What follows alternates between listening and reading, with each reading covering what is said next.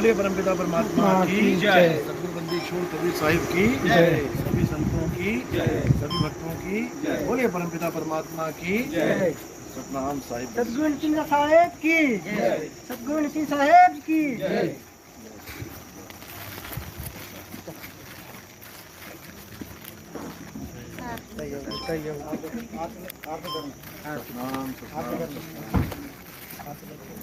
साहिब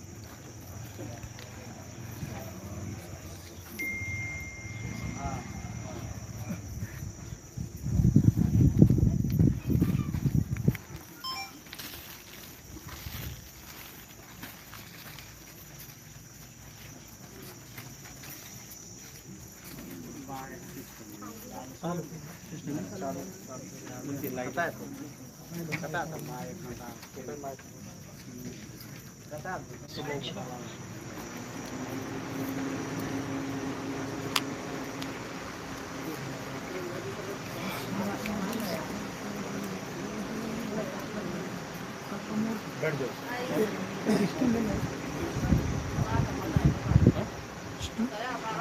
पहला stool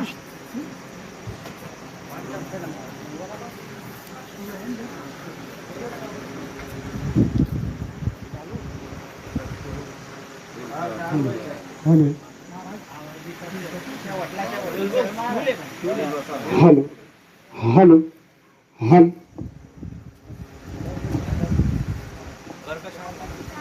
hello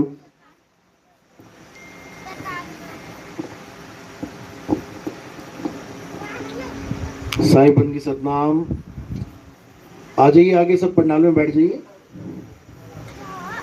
अब सत्संग शुरू होने वाला है।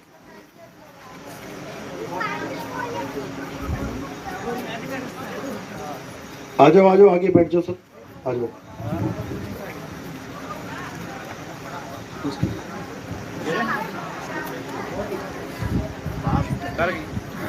लगा दो यहाँ लगा।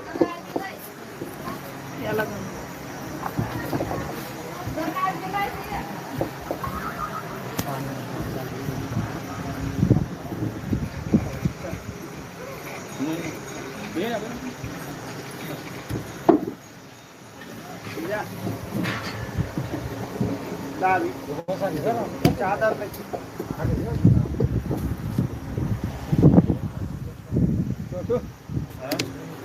एवढी दगड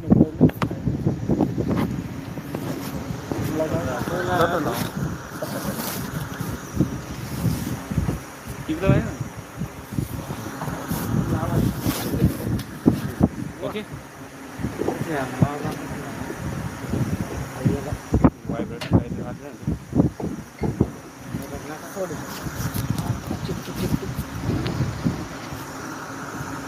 चीप द्या हो भारी. चल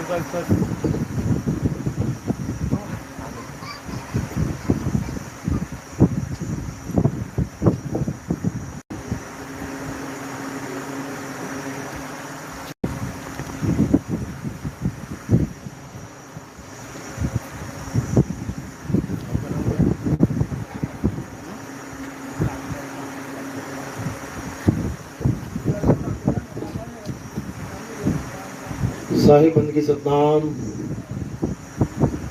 तो आज नंदुरबार में काकरदा गांव में परमपिता परमात्मा की अपार कृपा से ये मूल ज्ञान का सत्संग आयोजित किया गया है। बहुत बड़े भाग हैं उन जीवों के जो आज इस सत्संग को सुन पाएंगे, और उससे भी बड़े भाग हैं उन जीवों के जो मेरी कही एक एक बात को आज समझ पाएंगे। क्योंकि संत महात्मा इस दुनिया में आते हैं हमें सत्य के बारे में समझाने के लिए, हमें सत्य का बोध कराने के लिए।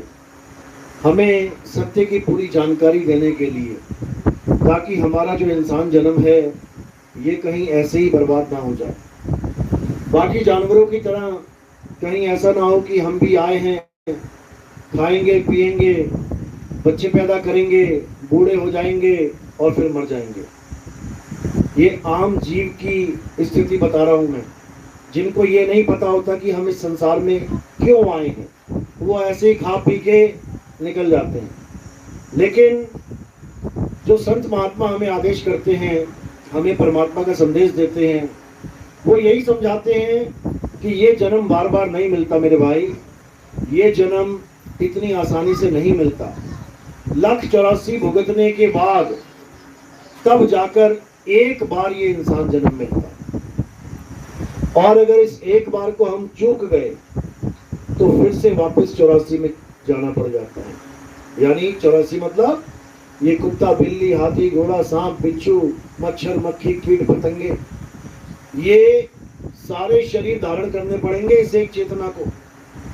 ये चेतना यानी ये जीव हर प्रकार के शरीर को धारण करके इस दुनिया में विचरण कर रहा है। तुम कुत्ता पाल लो, देखो उसके अंदर कौन विराजमान है। वही चेतना जो तुम्हारे अंदर है। तुम भी खा रहे हो, पी रहे हो, सो रहे हो, जाग रहे हो, कुत्ता भी खा रहा है, पी रहा है, सो रहा है, जाग रहा है। बस फर्क क्या है? एक शरीर मात्र का। ये चेतना किसी भी शरीर में जाके काम कर सकती है। जैसे एक ड्राइवर कुछ भी चला सकता है, साइकिल चलवा लो, मोटरसाइकिल चलवा लो, कार चलवा लो, ट्रक चलवा लो, पानी का जहाज चलवा लो, अरे हवाई जहाज चलवा दो। कौन चला रहा है? इंसान ही चला रहा है। इसी प्रकार 84 लाख योनियों में जितने भी शरीर पैदा हो रहे हैं, कौन चला रहा है उसको? ये चेतना चला रही है। ये चेतना जो तुम आंखें खोल के देख रहे हो ना मुझे, किसकी वजह से? इस चेतना की वजह से। अभी बेहोश हो जाओ तो क्या हो जाओगे? अचेत। ये सारा खेल चेतना का है। अभी तुम इस दुनिया में घूम रहे हो, जब सो जाओगे तो किसी और दुनिया में घूमोगे। फिर ये चेतना कहाँ चली जाएगी? स्वप्न लोक में। फिर सांप में सांप, बिच्छू, अजगर, शेर, चीते दिखाई देंगे, दिखते भी हैं। फिर उठ के कहते हो अरे बड़ा खतरनाक सपना आ गया था। सपना नहीं आ गया था, तू सपने में चला गया था। क्योंकि वो भी एक लोक है, उसको स्वप्न लोक कहते हैं। ऐसे ही इस माया ने अनंत लोक बना रखे हैं। आज उन सब की जानकारी देंगे ताकि आप गलती से भी माया के किसी और लोक में ना चले जाओ। कहां जाना है वो भी आज बताएंगे आपको कि कहां जाना है। अंत में शरीर छूटेगा, कहां जाओगे? तुम सोच रहे हो मर जाएंगे, कोई नहीं मरेगा, कोई मरता ही नहीं है कभी। शरीर छोड़ता है केवल। और अगर ना बताओ कहां जाना है तो भटकता है 84 में। तो इसलिए एक एक बात को अच्छे से समझना, ताकि तुम्हारा जन्म सफल हो जाए, इस दुनिया में आना सफल हो जाए। तो आज का सत्संग शुरू करने से पहले परम पिता परमात्मा के नाम पे जयकारा लगाएंगे और फिर सत्संग शुरू करेंगे। बोलिए परम पिता परमात्मा की, सदगुरु बंदी छोड़ कबीर साहिब की, सभी संतों की, सभी भक्तों की, सदगुरु मदनपति साहिब की, दीवान जवाहरपति साहिब की, सदगुरु विराटपति साहिब की, सभी अंशों की, पंडाल में आए सभी भक्तों की, इनके माता पिता, इनके गुरुदेव की, इस गांव नगर बस्ती की, आज के आनंद की, सकल हंस को बंदगी, साहिब बंदगी सदमा।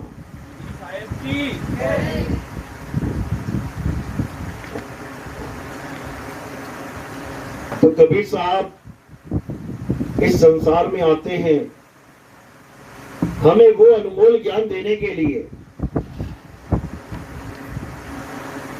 हमें वो गुप्त भेद बताने के लिए जो बड़े बड़े ऋषि मुनि पीर पैगंबर औलिया को नहीं पता लग पाए।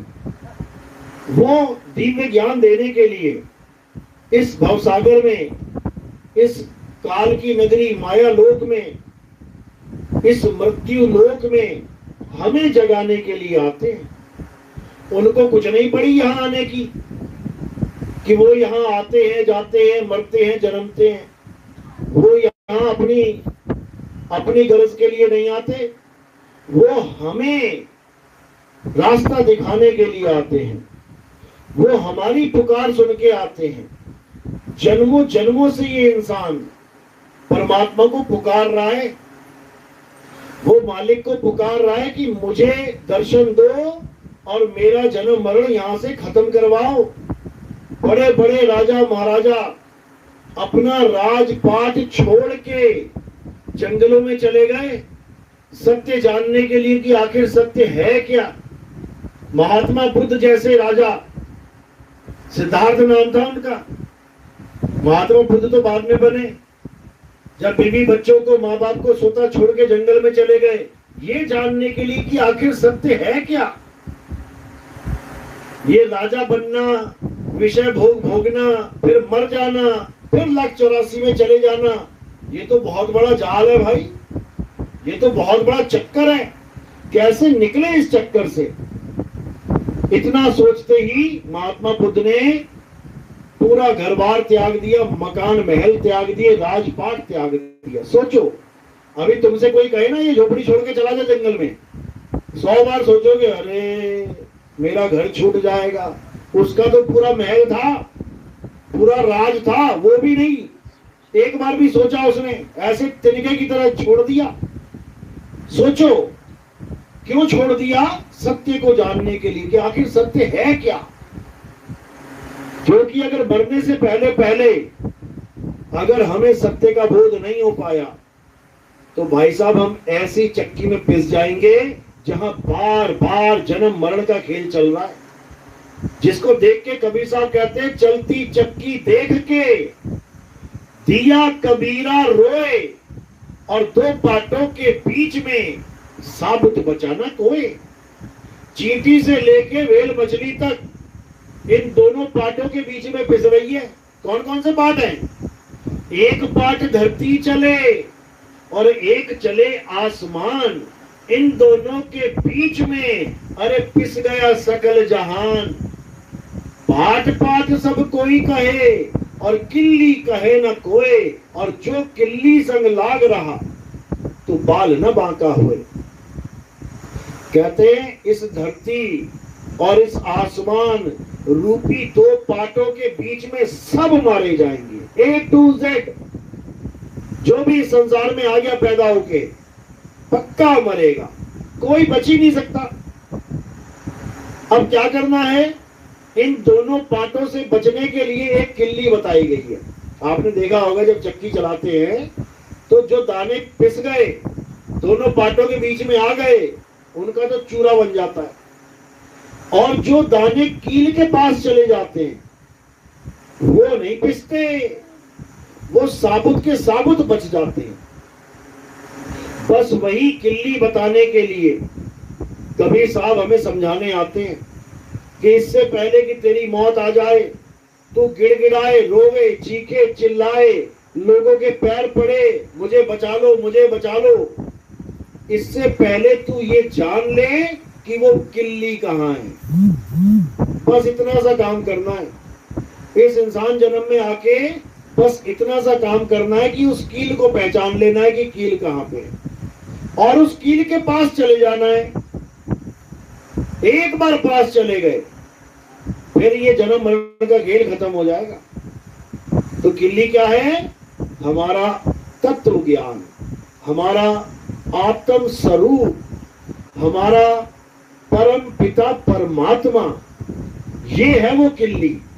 अगर हमारा ध्यान इस भवसागर से हटके, इस काया माया से हटके, इस संसार सागर से हटके परमात्मा में लग जाए तो समझ लो कि हम किल्ली के पास पहुंच गए। अब जन्मों जन्म चलती रहे चक्की, सारा समय चक्की चलती रहे, युगो युगो, तब भी नहीं पीस पाएगी हमें। और ये कील कहीं दूर नहीं है भाई, ये कील बहुत पास है, बिल्कुल पास में। मुझ को कहां ढूंढे रे बंदे, मैं तो तेरे पास में, बिल्कुल पास, कहीं जाने की जरूरत नहीं है। आज देखो लोग भगवान के लिए कहां कहां नहीं जा रहे हैं। कोई द्वारिका भाग रहा है, कोई काशी भाग रहा है, कोई मथुरा भाग रहा है, और उसके बाद हादसे हो रहे हैं, बसें पलट जा रही हैं, 100-100 बंदा मर जा रहा है। अभी नाव डूब गई वृंदावन में, राधे राधे जपते जपते नाव डूब गई, 32 लोग डूबे, 12 को कवर किया गया केवल, बाकियों का आता पता नहीं। तो ये सब क्यों हो रहा है? क्योंकि लोग पास पड़ी वस्तु को ना जानकर दूर खोजने जा रहे हैं। साहिब कह रहे घट घट मेरा साइया, सुनी सेज न कोए, और बलिहारी व घट की, जिस घट प्रगट होए। कहते बलिहार जाता हूं मैं उस जीवात्मा का जो अपने घट में उस परमात्मा को प्राप्त कर ले। सब घटों में परमात्मा विराजमान है, कहीं बाहर जाने की जरूरत नहीं है, किसी मंदिर मस्जिद गुरुद्वारे में जाने की जरूरत नहीं पड़ेगी। हाँ, शुरुआत कर ली, अच्छी बात है। कोई मंदिर जाता है, मस्जिद जाता है, गुरुद्वारा जाता है, चर्च जाता है, शुरुआत के लिए बहुत अच्छा है, क्योंकि पता ही नहीं है परमात्मा कहाँ है। तो क्या करें? मंदिर चले जाओ, मस्जिद चले जाओ, गुरुद्वारे चले जाओ, चर्च चले जाओ।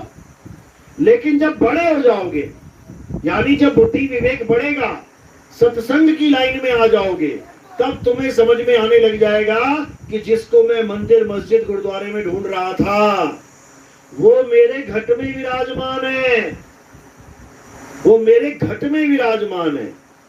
अब केवल क्या करना है? ऐसा भेदी गुरु ढूंढना है जो तुम्हें घट में ही परमात्मा का भेद समझा दे कि वो कहां है। तो कह रहे हैं मोको कहां ढूंढे रे बंदे, मैं तो तेरे पास में, ना मंदिर में, ना मस्जिद में, ना काबे कैलाश में, कहीं बाहर जाने की जरूरत नहीं है। ये मंदिर मस्जिद गुरुद्वारे किसने बनाए हैं? इंसानों ने बनाए हैं। ये सीमेंट से, ईंटों से, पत्थर से, लोहे से, रेत बालू बजरी से इंसान ने बनाए हैं। ये भगवान ने नहीं बनाए, ये भगवान की बनाई हुई चीज नहीं है, ये इंसानों ने बनाए हैं, अलग अलग डिजाइन के बना दिए। क्यों बनाए? क्योंकि वो भगवान को पाना चाहता है, लेकिन उसको पता नहीं है, तो उसने एक मंदिर की स्थापना कर दी कि चलो इसी बहाने में मंदिर में जाऊंगा, और एक पत्थर को भगवान मान के उसकी पूजा करने लग गया। शुरुआत अच्छी है, शुरुआत बहुत अच्छी है। जैसे हम अपने बच्चों को स्कूल भेजते हैं तो क्या पढ़ता है बच्चा पहली बार जाके? A for apple, B for bat, C for cat. शुरुआत बहुत अच्छी है, लेकिन क्या एक डॉक्टर भी वो चीज पढ़ेगा? अभी A for apple, B for bat, C for cat वो ना पढ़ेगा, क्योंकि वो शुरुआत से आगे निकल गया। इसीलिए शुरुआत में मंदिर मस्जिद गुरुद्वारा चर्च कोई बुरा नहीं है, बहुत बढ़िया, लेकिन मंजिल कहाँ है, पहुंचना कहाँ है, परमात्मा को पाना कहाँ है?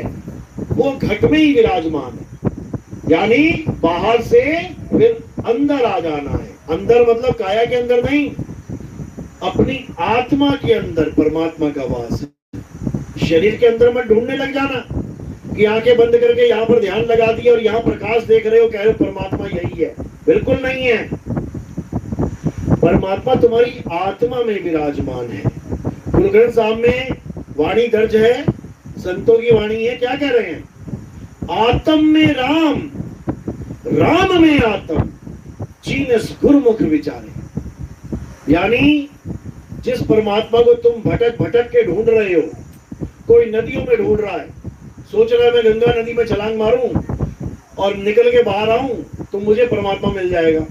देखो लाखों लोग लगे पड़े हैं, अब वही गंगा नदी में डुबकी मार मार के कितनों के पैर स्लिप हो जाते हैं, कितने बह जाते हैं, कितने उसी गंगा नदी में डूब जाते हैं। गए थे भगवान को पाने के लिए और वहां पर मुलाकात किससे हो गई? यमराजा से हो गई। समझो,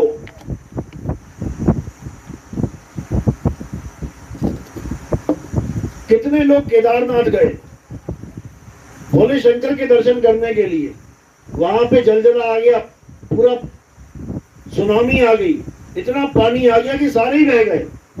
सोचो, जो घट में विराजमान है उसको ढूंढने के लिए हम पहाड़ों पे जा रहे हैं।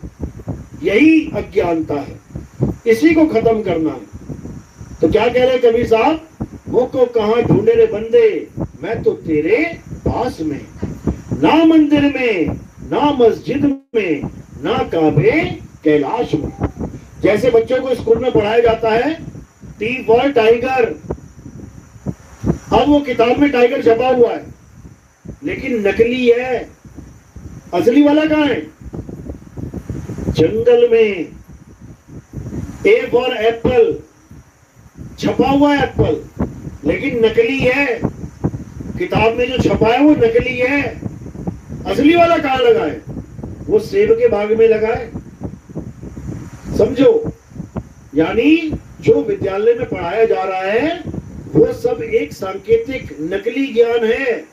असली कहाँ है? असली बाहर मिलेगा आके, जहां पर उसका स्थान है।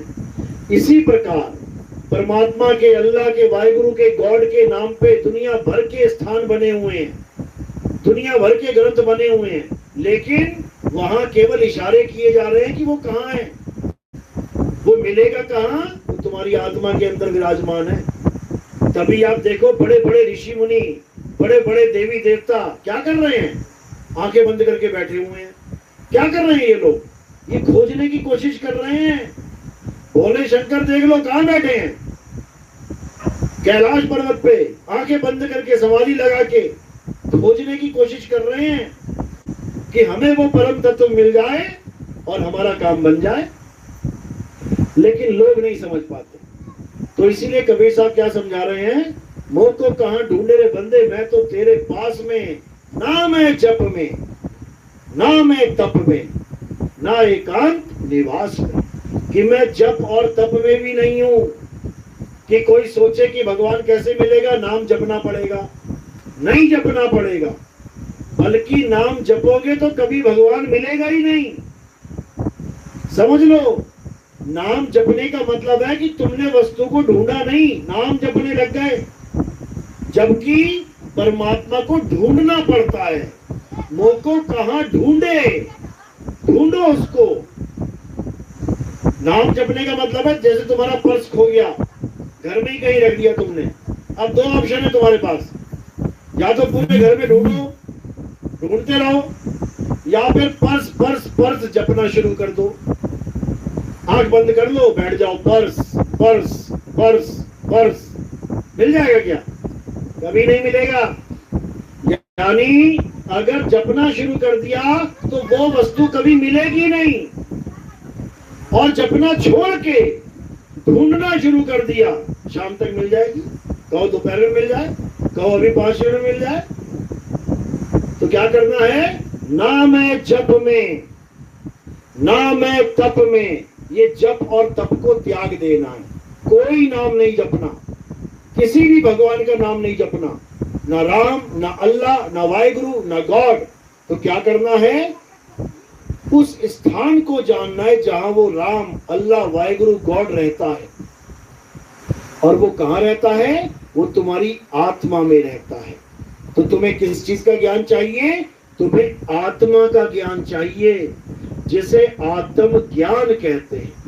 कबीर साहब कहते हैं, जल में मीन प्यासी, मोहे देखत आवे हासी, आत्म ज्ञान बिना नर भटके, कभी काबा कभी काशी।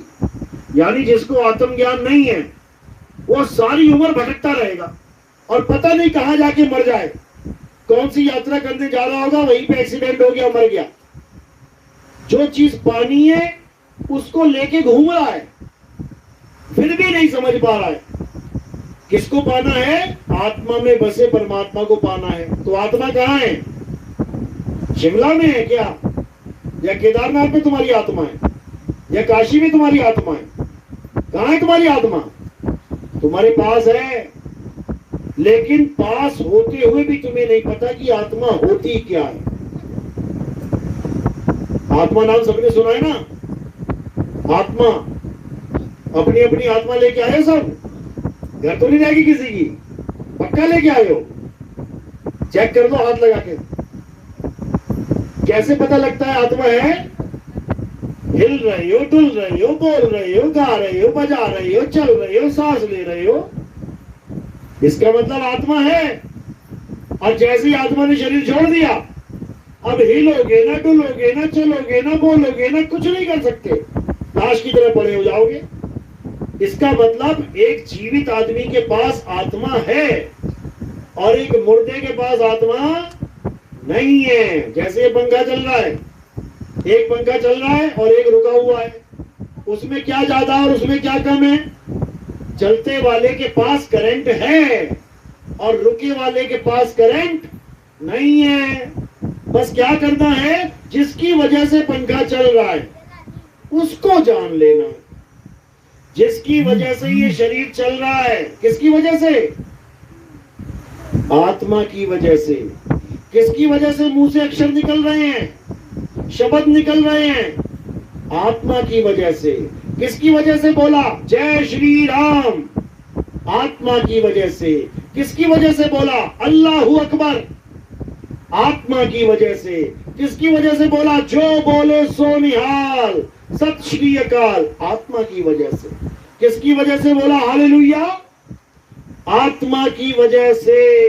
यानी जिस आत्मा की वजह से तुम खा रहे हो, पी रहे हो, चल रहे हो, बोल रहे हो, गा रहे हो, नाच रहे हो, सब कुछ कर रहे हो, उसी को नहीं जानते। नहीं तो बता दो आत्मा कैसी होती है? लंबी है, छोटी है, काली है, गोरी है, लाल है, गुलाबी है, पीली है, गर्म है, ठंडी है, कैसी है? सारी उम्र साथ है, फिर भी तुम्हें एहसास नहीं हो सकता उसका। कब तक नहीं हो सकता? जब तक तुम्हारे जीवन में आत्मज्ञानी गुरु नहीं आ गया। जब आत्मज्ञानी गुरु आ जाएगा तो क्या करेगा? तुम्हें तुम्हारी आत्मा का ज्ञान समझा देगा कि बेटा सोते, जगते, उठते, बैठते, नहाते, धोते अपनी आत्मा को याद रख, अपने आत्म स्वरूप को याद रख। तेरा आत्म स्वरूप, तेरा सत्य स्वरूप ही परमात्मा का सत्य स्वरूप है। तुम दोनों में कोई भेद नहीं है, भेद केवल भ्रम का पड़ गया है। इसीलिए कबीर साहब ने बोला सत्य स्वरूपी नाम साहिब का, सो निज नाम हमारा। यानी हम सबका स्वरूप क्या है? सत्य स्वरूप। उसी सत्य स्वरूप को जानना हमारे जीवन का एकमात्र लक्ष्य है, एकमात्र। उसके अलावा अगर तुम कुछ भी करते हो, पूजा पाठ, हवन, यज्ञ, नमाज पढ़ते हो या तुम अरदास करते हो, प्रेयर करते हो, कुछ भी, सब यूजलेस है, सब बेकार हो जाएगा। केवल एक काम नहीं किया तो, और वो क्या है? आत्मा का ज्ञान, जिसको कृष्ण जी ने भी समझाया गीता में। हे अर्जुन, ये आत्मा अजन्मा है, नित्य है, शाश्वत है, पुरातन है। ये आत्मा सत्य, सनातन है। इस आत्मा का ना तो कभी जन्म होता है, ना ही आत्मा की कभी मृत्यु होती है। इस आत्मा को ना तो कोई शस्त्र काट सकता है, ना अग्नि जला सकती है। इस आत्मा को ना तो कोई सुखा सकता है, ना ही इसको भिगो सकता है। तो किसके बारे में बताया जा रहा है? आत्मा के बारे में बताया जा रहा है। अपनी महिमा नहीं गाई जा रही है कि मुझे कोई मार नहीं सकता, मुझे कोई छू नहीं सकता। पैर लग गया था, पैर में तीर लग गया था, पैर में तीर लगा, शरीर छोड़ना पड़ गया। किसकी महिमा गा रहे हैं गीता में? आत्मा की। इसी आत्मा को जानने का आदेश हो रहा है। क्या कह रहे हैं? अध्याय 4 34वां श्लोक। हे अर्जुन, अगर तुम इस आत्मा को जानना चाहते हो, अगर तुम इस आत्म तत्व को जानना चाहते हो, अगर तुम इस परम सत्य को जानना चाहते हो, तो क्या करो? तुम ऐसे तत्वदर्शी संत की शरण में जाओ। मंत्र जपने वाले के नहीं कि कोई तुम्हें मंत्र देने बैठ गया गुरुजी और तुम मंत्र लेके बैठ गए। मंत्र जपने वाले के पास नहीं जाना, क्योंकि वो गुरु नहीं है, वो जपी है। जपी, जपी, जपी यानी जो नाम जपता है उसको जपी कहते हैं। तपस्या करवाने वाले गुरु के पास मत चले जाना। जो तपस्या करवाता है उसको तपी कहते हैं। तपी। घर बार छुड़वा के जंगल भेजने वाले गुरु के पास मत चले जाना कि कहेगा कि दुनिया छोड़ दे, जंगल में चला जा, भगवान मिल जाएगा। नहीं मिलेगा। तो ये कौन है? सन्यासी। इसीलिए जपी तपी सन्यासी को कबीर साहब कहते हैं जितना जल्दी हो सके त्याग देना चाहिए। ठीक है, शुरुआत में कोई भी मिल गया अच्छी बात है, जपी मिल गया, तपी मिल गया, सन्यासी मिल गया, कोई तो मिला, लेकिन अंत वहां नहीं होना चाहिए। अंत कहां होना चाहिए? आत्मज्ञानी गुरु के पास, आत्म ज्ञान समझाने वाले गुरु के पास। तो क्या होगा? अंत में तुम्हारा भला हो जाएगा। तो कहते हैं अंत भला तो सब भला। अगर तुम्हें अंत तक यानी तुम्हारा शरीर छूटने तक आत्म ज्ञानी गुरु मिल गया तो चाहे तुमने कितने ही इस जीवन में सुख दुख क्यों ना देखे हो, तुम्हारा जन्म सफल हो जाएगा। बड़े से बड़ा दुख क्यों ना देखा हो, तब भी तुम्हारा जन्म सफल हो जाएगा। बस करना क्या है? 24 घंटे अपनी आत्मा को याद रखना है। कौन याद रखेगा? जीव। अभी तुम जीवात्मा बने बैठे हो, और जब तुम अपने असली स्वरूप यानी अचल आत्मा यानी परम आत्मा जब उसको याद करोगे तो तुम उसी के स्वरूप में समा जाओगे। क्योंकि ये जीवात्मा का गुण है, जिसको ये याद करेगा ये उसी का रूप धारण कर लेगा। एक ऋषि था, उसका क्या नाम था? क्या नाम था? जड़ भरत। उसके आश्रम में एक हिरण का बच्चा आ गया। सारी उम्र लगा दी थी बाबा ने नाम जपने में, हवन करने में, वेद पुराण पढ़ने में, सारी उम्र। जब बूढ़ा हुआ तो उसके आश्रम में कौन आ गया? उसके आश्रम में एक हिरण का बच्चा आ गया। अब जैसे हिरण का बच्चा आया, बाबा ने सोचा छोटा सा बच्चा है बेचारा, कहाँ जाएगा, कोई जानवर खा जाएगा इसको, चलो इसे पाल लेते हैं। अच्छा सोचा कि बुरा सोचा? अच्छा सोचा। क्यों? कोई जानवर खा लेगा, इससे अच्छा जान बच गई उसकी। अब उसको खूब खिलाए पिलाए, खूब लाड प्यार करे। अच्छा कर रहा है कि बुरा कर रहा है? अच्छा ही कर रहा है। धीरे धीरे धीरे धीरे और मोह पड़ गया, जबरदस्त मोह। अब कहीं भी जाए तो हिरण का बच्चा याद आए। धीरे धीरे धीरे और उम्र लंबी और बढ़ गई। एक दिन बैठा बैठा बैठा भजन में मृत्यु सामने आ गई। कहते चलो जी। अब मृत्यु को देख के, अंत समय देख के, अब ध्यान कहाँ चला गया उसका? हिरण के बच्चे में। अरे उसको घास कौन खिलाएगा, पानी कौन पिलाएगा, कोई जानवर उसको ना खा जाए। अंत में भी उसका भला ही सोच रहा है वो, लेकिन गलत समय पे सोच रहा है। अंत समय में ऐसा कोई विचार नहीं करना चाहिए। तो जैसे ही अंत समय में उसने हिरण के बच्चे को याद किया तो क्या हो गया? उसको अगला जन्म हिरण के बच्चे का ही मिल गया। जब उसको हिरण के बच्चे का जन्म मिल गया तब वो 84 में चला गया। यानी सारी उम्र का पूजा पाठ, सारी उम्र का हवन यज्ञ, सारी उम्र का जितना भी जो भी धर्म के नाम पे उसने किया, सब धरे का धरा रह गया। और कहां चला गया? हिरण की योनि में। समझो, यानी सारी उम्र का पूजा पाठ धरे का धरा रह जाएगा अगर आपका अंत समय में ध्यान गलत जगह चला गया तो। समझो, तो क्या करना है? हमें वो करना है जो हम अंत समय में करें। अंत समय में क्या करना चाहिए? केवल परमात्मा का ध्यान करना चाहिए। अब परमात्मा का ध्यान कैसे कर पाएंगे?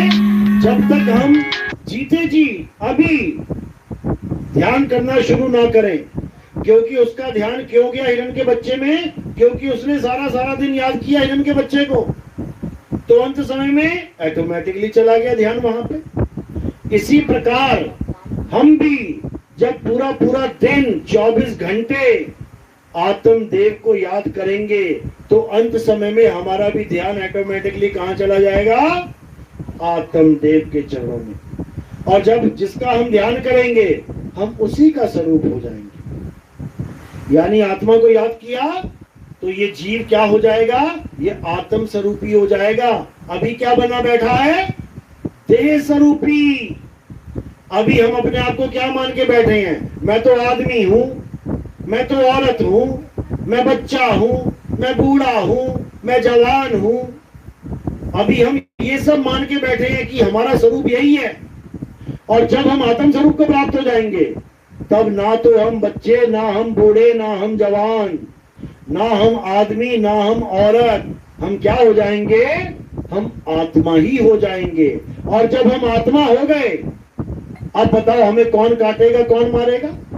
नैनम छेदन्ति शस्त्राणि, नैनम दहति पावका, न चैनम क्रोधंतापे, ना शोषति मारुता। हे अर्जुन, इस आत्मा को कोई काट नहीं सकता, कोई जला नहीं सकता, कोई मार नहीं सकता। इस आत्मा का कोई कुछ बिगाड़ ही नहीं सकता। तो फिर नरक में कौन जाएगा? नरक की आग में कौन जलेगा? जब आत्मा को कोई जला ही नहीं सकता तो नरक क्या करेगा बेचारा? तो उस अवस्था को क्या बोलते हैं? आत्म अवस्था। यानी आप आत्ममयी हो जाओगे। उसके बाद कोई खाना नहीं, कोई पीना नहीं, कुछ करना नहीं, सब कुछ खत्म। क्यों? ये सारे कर्म काया की वजह से हैं। ये शरीर मिल गया है तो खा भी रहे हो, पी भी रहे हो, नहा भी रहे हो, धो भी रहे हो, सब कुछ कर रहे हो। और जब शरीर का खेल ही खत्म हो गया, केवल आत्मा ही आत्मा रह गई, अब क्या खाएगी, क्या पिएगी, क्या पहनेगी, क्या ओढ़ेगी? सब खेल खत्म। तो कहाँ रहेगी? अपने आनंद में रहेगी, अपने आनंद में। इसी को कहा गया है सतचित आनंद, इसी को बोला गया है। यानी सत्य यानी आत्मा, चित्त यानी तुम्हारा ध्यान, और आनंद यानी उसकी प्राप्ति। तो क्या बन जाएगा? सतचित आनंद। उसके बाद तुम्हारा जन्म मरण का चक्कर खत्म हो जाएगा। ना कहीं आना, ना कहीं जाना, आपे में आप समाना। यानी अपने स्वरूप में समा जाओगे तुम, कहीं आने जाने की जरूरत नहीं पड़ेगी। माया ने बहुत लोक बना रखे हैं। जैसे ये तुम्हें दिख रहा है ना, मृत्यु लोक, आसमान दिख रहा है, तारे दिख रहे हैं, सूरज दिख रहा है, धरती आसमान सब दिख रहा है, ये भी माया का ही लोक है। ये भी माया नहीं बनाया है तुम्हें पकड़ के रखने के लिए, तुम्हें कैद में रखने के लिए। और ये अकेला नहीं है उसके पास, उस माया के पास बहुत सारे लोक हैं, बहुत सारे। जैसे गोलोक, शिवलोक, ब्रह्मलोक, सतलोक, अलख लोक, अगम लोक, अनामी लोक, अकह लोक, बहुत सारे लोक हैं। इतने लोक हैं कि तुम गिन गिन के थक जाओगे। ये तो नाम वाले लोग हैं, बेनामी लोग हैं, बेनामी, पता नहीं कहां कहां पहुंच जाओगे। ये सब माया का खेल है। तो कबीर साहब यही समझा रहे हैं कि अज्ञानी को स्वर्ग नरक है, हरि जाने को नहीं, जिस भव से सब लोग डरत हैं, सो भय हमरे नाही। यानी जितने भी लोग जो सोचते हैं कि मैं मरने के बाद स्वर्ग चला जाऊंगा, मरने के बाद मैं नरक चला जाऊंगा, ये सब अज्ञानी जीव हैं। अज्ञानी को स्वर्ग नरक है। जो ये नहीं जानता कि असल में मुझे क्या करना है, वो जाते हैं इन नकली लोकों में, और उसके बाद वहां पर सुख दुख भोगते हैं। जैसे हर दिन 6 से लेके 7-8 घंटे तक तुम भी किसी लोक में ट्रांसफर हो जाते हो। कहां चले जाते हो? स्वप्न लोक में। अब स्वप्न लोक में भी तुम्हें 2 प्रकार के तुम्हारे सपने होंगे। या तो बहुत खुशी मिल रही होगी पूरे आनंद में, या फिर महा दुख भोग रहे होगे। कोई पकड़ के पीट रहा है, आग में जला रहा है, काट रहा है, दौड़ा रहा है, डरा रहा है। यानी वहां पर भी तुम सुखी नहीं हो, या तो खुश हो रहे हो या फिर दुखी हो रहे हो। अब इसके अलावा भी बहुत सारे लोग हैं। जब तुम ध्यान करोगे, भक्ति करोगे, तो तुम्हें बहुत से लोग दिखाई देंगे और तुम्हें लगेगा कि हाँ यहां रहना ठीक है, लेकिन क्षण मात्र के लिए है वो सब। वहां का सुख दुख भोग के फिर वापस आना पड़ेगा इस संसार में। फिर यही रोना धोना, फिर यही खाना पीना, फिर यही जन्मना मरना। तो इन चीजों से अलग होने के लिए क्या करना पड़ेगा? इस काल जाल से बचने के लिए क्या करना पड़ेगा? अपने असली स्वरूप को जानना पड़ेगा। एक बार स्वरूप ज्ञान मिल गया, एक बार स्वरूप ज्ञान हो गया, उसके बाद ये जन्म मरण का चक्कर खत्म हो जाएगा। इसीलिए कबीर साहब ने समझाया कि मंत्र जाप छोड़ो और स्वरूप से नाता जोड़ो, अपने सत्य स्वरूप को जानो। तुम अजर अमर अविनाशी हो, लेकिन तुम्हें माया ने ऐसा भरमा दिया है कि तुम पक्का मरोगे। सब अपनी अपनी जन्म तिथि याद करके बैठे हैं। सबको याद है डेट ऑफ बर्थ? सबको याद है ना? फॉर्म में भरते हैं। स्कूल में कोई फॉर्म है या कोई राशन कार्ड का फॉर्म है या वोटर आईडी का कोई फॉर्म है तो तुम्हें लिखना पड़ता है। तुमने कोई टिकट बुक कराई, लिखना पड़ता है जन्म तिथि। सबको याद है ना? जिस जिसको अपनी जन्म तिथि याद है ये पक्का मरेंगे, ये सब मरेंगे। क्यों? क्योंकि इन्होंने अपना जन्म मान लिया है कि मेरा जन्म इस तारीख को हुआ है, जबकि उसका कभी जन्म हुआ ही नहीं। जन्म किसका होता है? शरीर का। ये शरीर जन्मा है, शरीर मरेगा, लेकिन ये आत्मा कभी नहीं मरेगी। इस अमर आत्मा को हम भूले बैठे हैं और इस नाशवान शरीर को हम पकड़े बैठे हैं। इसी को अपना स्वरूप माने बैठे हैं, इसी को जीवन माने बैठे हैं कि शरीर जिंदा है तो मैं जिंदा हूं, शरीर मर जाएगा तो मैं मर जाऊंगा। ये बहुत बड़ा भ्रम है। शरीर चाहे जिंदा रहे चाहे मरे, इससे तुम्हें कोई फर्क नहीं पड़ता। तुम बिल्कुल अलग हो इन शरीरों से। शरीर नाशवान है, मिट्टी की देह है। तुम मिट्टी के नहीं हो, तुम आत्मा हो। आत्मा, उसको जानना है।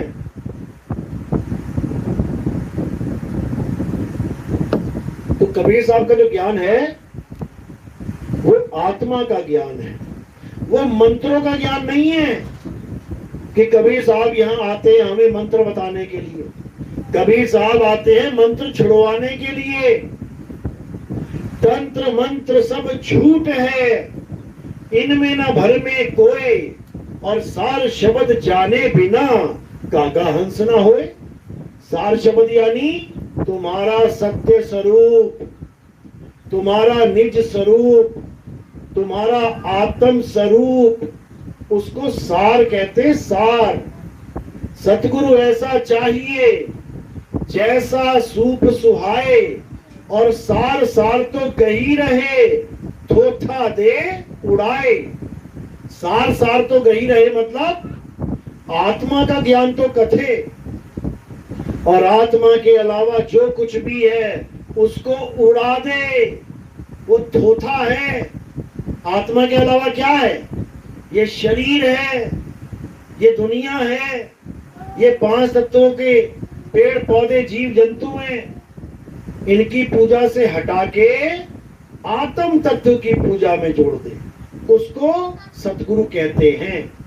जो पांच तत्व यानी नाशवान तत्वों से दूर करके परम तत्व यानी आत्मा का ध्यान करना सिखा दे, उसे सतगुरु कहते हैं। तो साहिब समझा रहे हैं, श्वासा की कर सिमरनी और कर अजपा का जाप, परम तत्व का ध्यान धर, सो हम आपे आप। कहते हैं वो माला जो तुम पकड़ के बैठे हो उसको छोड़ दो, वो तो जल्दी जल्दी जल्दी निपटा के खूंटी पे टांग दोगे, भूल जाओगे परमात्मा को उसके बाद, क्योंकि नाम जाप करते करते ही याद रहता है। उसको छोड़ लकड़ी की माला और क्या कर, इस सांसों को माला बना ले। परमात्मा को याद कर, कब तक? जब तक सांस चल रही है तब तक। तो कह रहे श्वासा की कर सिमरनी, कर अजपा का जाप। जाप का जाप मत करना, अजपा का जाप यानी जिसे जपा नहीं जा सकता उसका ज्ञान प्राप्त कर, उसको जप। तो कह रहे हैं श्वासा की कर सिमरनी और कर अजपा का जाप, परम तत्व का ध्यान धर। किसका ध्यान करना है? परम तत्व का। ये परम तत्व क्या होता है?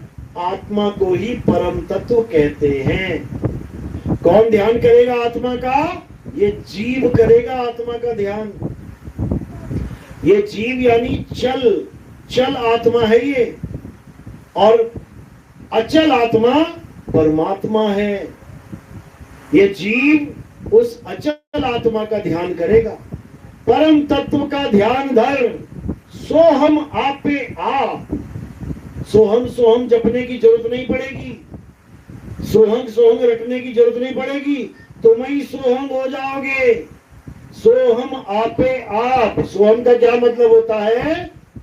जो तू सो हम, जैसा तू वैसे हम, यानी उस अवस्था को प्राप्त कर लोगे जहां पर परमात्मा और तुम एक स्वरूप हो जाते हो। फिर भेद नहीं रहेगा, फिर अंतर नहीं रहेगा। गुरुवाणी में क्या दर्ज है? तो ही मोही मोही तो ही, अंतर कैसा? कोई अंतर नहीं है। लेकिन जब तक हम अपने आप को आदमी और बच्चा बूढ़ा जवान मान के बैठे रहेंगे तब तक ये अंतर रहेगा। तो क्या करना है? इस अंतर को खत्म कर देना है। कैसे करेंगे? अपने सच्चे स्वरूप को जानकर, आत्म स्वरूप को जानकर। तो जब हम आत्मा ही हो जाएंगे तो संतों ने क्या बोला? आत्मा सो परमात्मा। जीव आत्मा सो परमात्मा नहीं है। ये जीव तो कुत्ता बिल्ली बना बैठा हुआ है, ये परमात्मा नहीं हो सकता। हमारा सत्य स्वरूप आत्मा वो है परमात्मा। उन दोनों में कोई भेद नहीं है, वो एक ही स्वरूप है।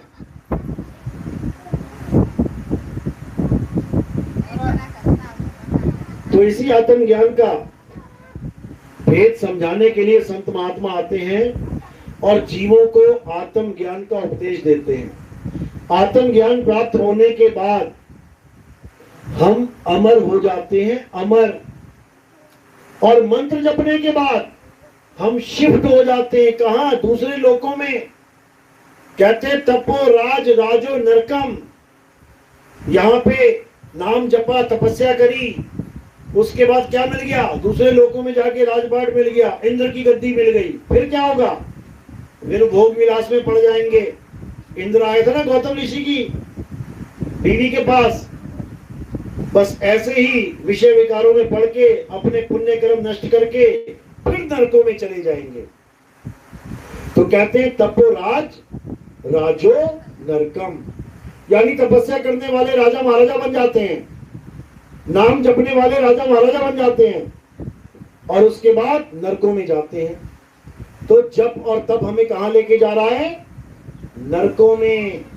इसलिए हमने क्या करना है? जप और तप को किनारे कर देना है। जप और तप नहीं करना है।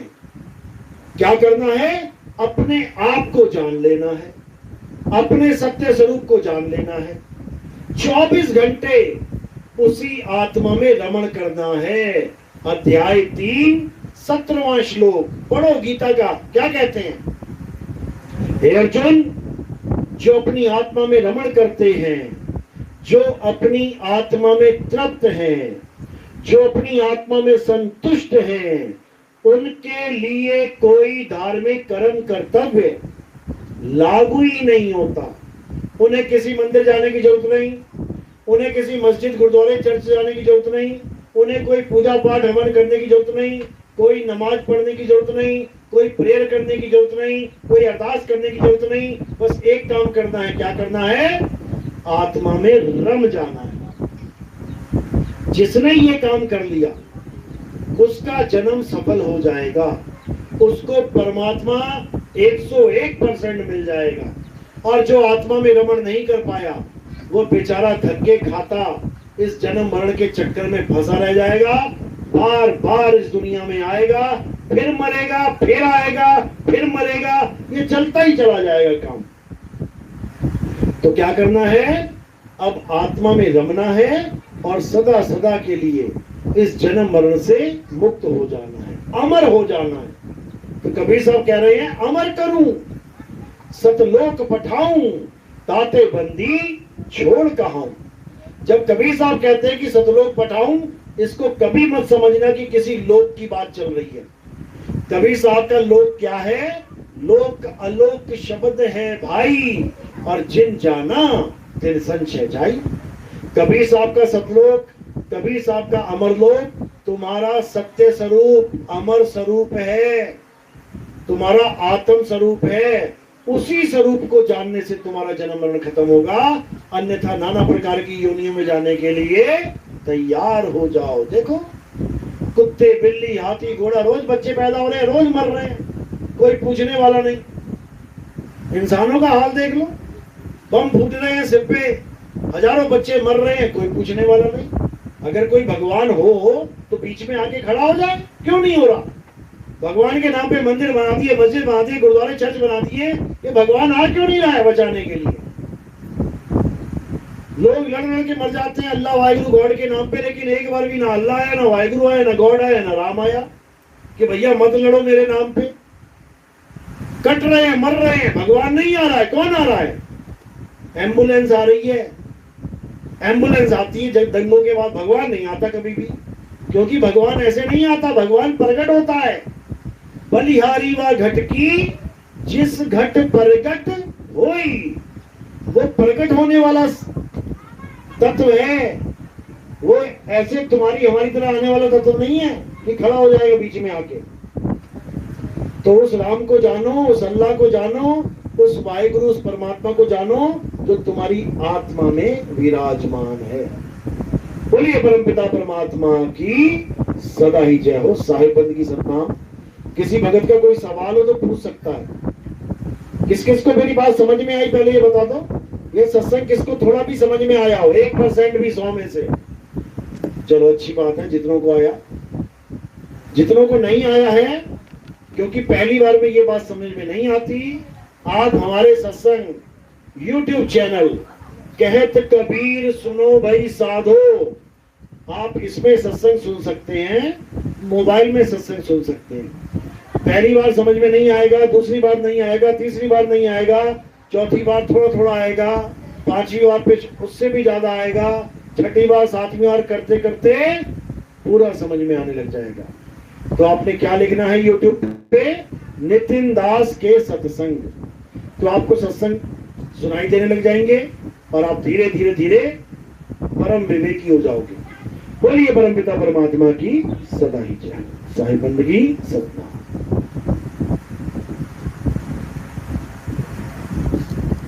अब आरती करेंगे, आरती का समय हो गया है। हमारे यहाँ आरती किसकी होती है समझ लो। हमारे यहाँ आरती आत्मदेव की होती है। हमारे यहाँ किसी फोटो की, कैलेंडर की, किसी पत्थर की मूर्ति की आरती नहीं होती। क्यों? क्योंकि उसमें आत्मा नहीं है। पत्थर में आत्मा होती तो पत्थर बोलता। आप में आत्मा है ना? बिल्ली में आत्मा है, म्याऊं म्याऊं करती है। कुत्ते में आत्मा है, भाऊ भाऊ करता है।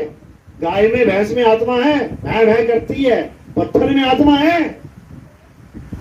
अगर होती ना तो पत्थर भी बोल रहा होता, तुम्हारे साथ बातें कर रहा होता। पत्थर में आत्मा नहीं होती है, इसीलिए उसको निर्जीव कहते हैं। निर्जीव, जिसमें जीवात्मा नहीं है वो निर्जीव है, और जिसमें जीवात्मा है वो सजीव है। हमारे यहाँ आत्मदेव की आरती होती है। कैसे होती है समझ लो।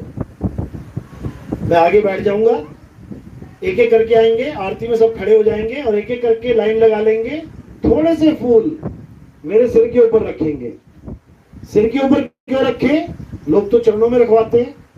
सिर के ऊपर इसलिए रखें क्योंकि हमारे यहाँ आत्मदेव की आरती होती है, काया की नहीं। काया कहां से कहां तक है? पैर के अंगूठे से लेके सिर की चोटी तक। ये क्या दिख रहा है? काया, शरीर, नाशवान देह। तो हमारे यहाँ नाशवान देह की आरती नहीं है, हमारे यहाँ आत्मा की आरती है। तो आपने फूल कहाँ रखे? काया से परे। जब आप काया से परे रख देते हो तो ये आत्मदेव के चरणों में समर्पित हो जाते हैं। तो आरती ऐसे ही करनी है। सिर पे थोड़े से फूल रखेंगे और थाली को हाथ लगा देंगे या एक बार घुमा लेंगे। कोई प्रचार प्रसार में सेवा करना चाहेगा, कुछ योगदान करना चाहेगा तो केवल चरणों में रखना है। बंधन कोई नहीं है, जिसकी इच्छा है वो कर सकता है। उस सेवा का हम क्या करते हैं? हमारा प्रचार टीवी चैनलों में आता है। आपके घर में टीवी होगा, आप सुबह सुबह बैठ जाना, साधना टीवी, ईश्वर टीवी खोल के। ये 2 चैनल पे हमारा प्रचार चलता है। सुबह सुबह आप 6:30-7 बजे बैठ जाना, आपको बहुत सारे बाबा जी दिखाई देंगे उसमें। कोई आएगा 1 घंटा बोलेगा नाम जपो, कोई आएगा 2 घंटा कहेगा हवन करो, यज्ञ करो, कोई आएगा 3 घंटा कहेगा ऐसा कर लो वैसा कर लो। हर बाबा के बाद मैं आ जाऊंगा 2 मिनट के लिए और क्या बोलूंगा, वो कहेगा नाम जपो नाम जपो नाम जपो, और मैं कहूंगा नाम छोड़ो नाम छोड़ो नाम छोड़ो। तो जो लोग टीवी देखते हैं 1 घंटा खूब सुना नाम जपो, उसके बाद जैसे मैं बोलता हूं नाम छोड़ दो तो उनके कान खड़े हो जाते हैं, वो चक्कर में पड़ जाते हैं कि ये क्या है, नाम जपवाने वाले बाबा तो बहुत सारे थे, ये छुड़वाने वाला बाबा भी आ गया। तो वो संपर्क करते हैं, कैसे करते हैं, उसमें मेरा फोन नंबर दे रखा है टीवी पे। तो मुझे रोज बहुत से लोगों के फोन आते हैं, समझ जाते हैं जो मेरी बात को, कहते हैं हम तैयार है नाम छोड़ने को, लेकिन करें क्या। तो उनको YouTube चैनल से जोड़ दिया जाता है, उनको सत्संगों से जोड़ दिया जाता है, और धीरे धीरे धीरे करके उनको आत्म ज्ञान प्रकट हो जाता है, आत्मदेव से जुड़ जाते हैं। तो हमारा काम है आत्मा से जोड़ना, और बाकी लोगों का काम है इन 52 अक्षरों से, इन बोलने लिखने पढ़ने वाले नामों से जोड़ना, जिससे कभी कल्याण नहीं होगा। बोलिए परमपिता परमात्मा की सदा ही जय हो। आरती लगा लो। जय जय सत्य कबीर।